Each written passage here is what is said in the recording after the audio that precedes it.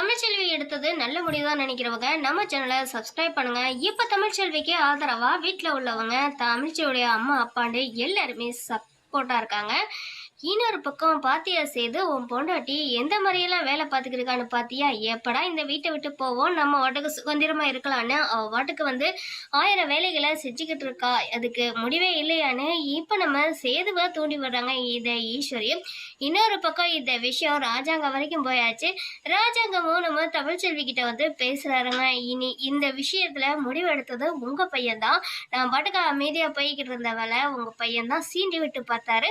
நாமளும் எதுக்காக வேண்டி அமைதியா பொறுத்துக்கிட்டு போகணும், நாமளும் நம்ம கடமைக்கே செய்யலான்னு நான் முடிவெடுத்துட்டேன். இனிமே நான் தேர்தல்ல நின்று ஜெயிச்சு உங்க முன்னாடி நிக்கிறேன் மாமா அப்படின்னு இப்ப நம்ம தமிழ்ச்செல்வியும் சொல்றாங்க.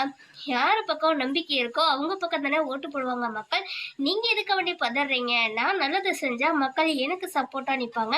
உங்க பையன் நல்லது செஞ்சா உங்க பையன் பக்கம் தானே நிப்பாங்க. இதுக்கு எதுக்கு நீங்க பதறீங்க? யாரு நின்று ஜெயிச்சாலும் நல்லது தானே உங்களுக்குன்னு இப்ப தமிழ்ச்செல்வி சொல்றாங்க. நீ சொல்றதும் நியாயம் தானே. இப்போ நம்ம ராஜாங்கம் நம்ம தமிழ் சொல்றத வீட்டுல சொல்றாங்க. உங்க முன்னாடியே இவ்வளவு திமிரா பேசியிருக்கா பாத்தீங்களா மாமா, அவளுக்கு எவ்வளவு வாய்க்குழப்பு இருக்கும். அந்த மகளிரணி தலைவியை வச்சுக்கிட்டு இவ ரொம்ப தான் ஆடுறாண்டு என்னமோ சீண்டி விட்டு பாக்குறாங்க ராஜாங்கத்தையும் நம்ம ஈஸ்வரிக்கு ஒரு ஃபுல் ஸ்டாப் ராஜாங்கம் வச்சா நல்லா இருக்கும்னு நினைக்கிறவங்க லைக் கொடுத்துருவீங்க.